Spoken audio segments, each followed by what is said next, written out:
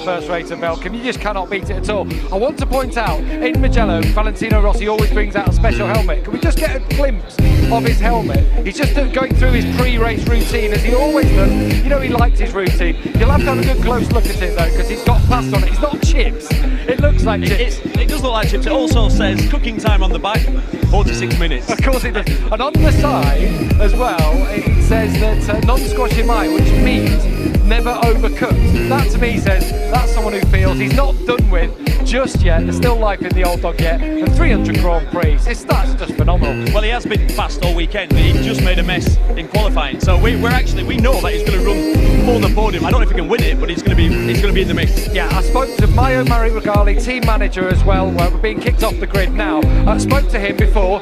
He says he expects both Rossi and Jorge Lorenzo to be on the podium for this race. I was saying, are you sure? He goes, yeah, we know what we did wrong yesterday when we were in practice. We know where it all went wrong in qualifying, but we feel they both got the pace to do that. It's funny you say that. I spoke to some people at Honda and they expect both their riders on the podium too. So I think 4 into 3, don't I think it's fair to say we're going to be for a good race. Cal thinks he's got a chance as well on the Ducati. Hey, and I'm sure Andrea Iannone, Andrea Dovizioso do it. If there's any place to get the best racing in the world, then it usually happens here at Mugello.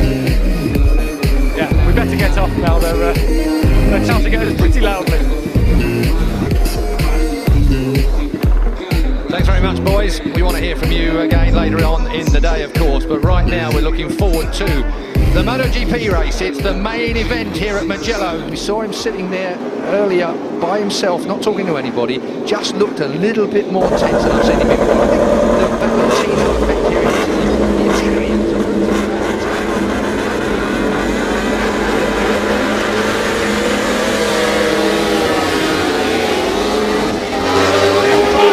The Ducati, and likewise there was another one blasting down the outside. It's Dovizioso, but Iannone blasts into the lead here. That Ducati is not slow, that is for sure. Out the outside,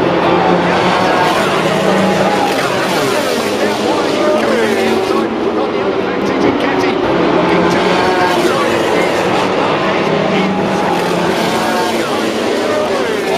Lorenzo, but only third place then. It's amazing how quick you can discount him. But don't discount him, he's at Mugello. He's at yeah, that's going to cost, but not even Marquez will not take advantage there. Marquez has now. Oh, immediately. Yeah, if there's a gap, Marquez is like a rat up a drain pipe, straight in there. So if you're Jorge Lorenzo, to take advantage of what your bike does, you must push straight back. And he has. He's gone straight back into second place. He's pushed Marquez out as we go to the bottom of the course. That's down at Arrabbiata 1, up the hill now towards Arrabbiata 2. And then flying up over the hill. Look at Jorge. Jorge's on a mission. He's through Iannone. That leaves a gap. Does Marquez come through? No. Marquez not silly enough. Oh, massive high side! Monster high side for the world champion. And with Danny Pedrosa in third place. Jorge's on a mission. He's through Iannone. That leaves a gap. Does Marquez come through? No. Marquez not silly enough to trip himself up. He's very, very mature. Marquez. Perfect for Lorenzo. Maybe Iannone will give him a buffer. Maybe Dovizioso will help. The Tifosi will go.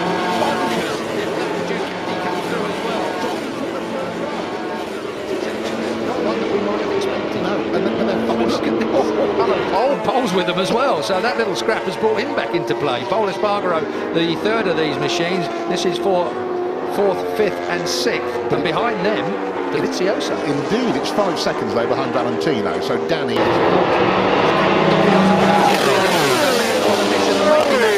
worked very well. At the moment, Cal Crutchlow is a couple of places further behind, but Valentino Rossi is there as well. Pedrosa only late. Here comes Marquez on Iannone. I was looking at Pole underneath Dovizioso. Pole Espargaro went underneath Dovizioso and then went wide. With Loris Capirossi. Neil Hodgson's comments about coming off a pit lane and straightening that first turn out so you can get on the brakes the other side of the hump on that front straight. Rossi. Look at Marquez, he's just there hunting him down, just clicking the laps off until it's time to pull the pin, and then he'll be by. But good, and Donkey, of course, this is what Lorenzo wanted to do. Get over that line, get out on that first lap and get an advantage. Let the rest of them interfere with each other. That Ducati of Iannone is quick, and Marquez could get nowhere near it, even in a slipstream. Dovizioso on the outside into turn.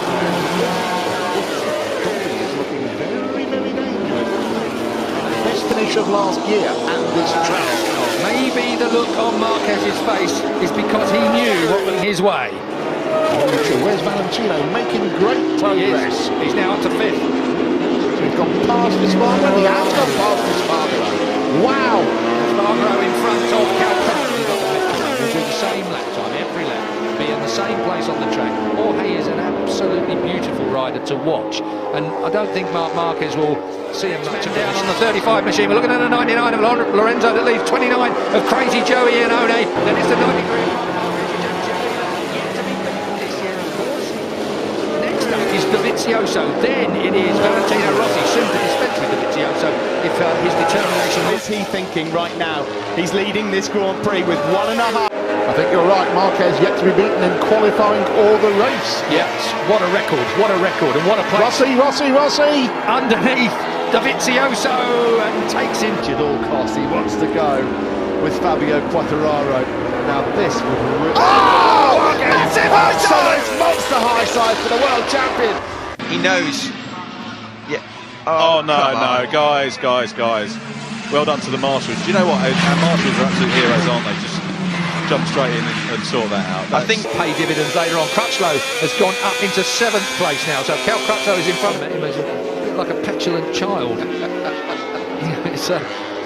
But he's certainly riding that Ducati on his home Grand Prix, don't forget. And this isn't a flash in the pan, is it? He's been wonderfully consistent, 10th, 7th, 6th at the start of the year. Yes, a couple of crashes in the last couple of races, but Pedrosa has slipped back to 8th. That we didn't expect. And Bradley Smith is behind Pedrosa in 9th.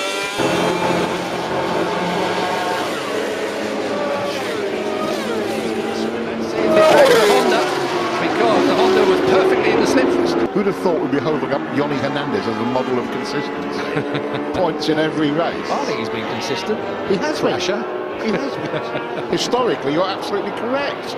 But Yoni, 12th, 13th, 12th, 14th, 13th. Yep, and right now he's in 10th and clicking off some good points. And that's what the team want from a manufacturer's point of view. Yeah, and he's right on the case of Alicia Spargaro, who's the leading open class bike. Who was the great hope of the open class at the beginning of this year. I wonder where that all fizzled out somewhere. Yeah, that's Qatar again.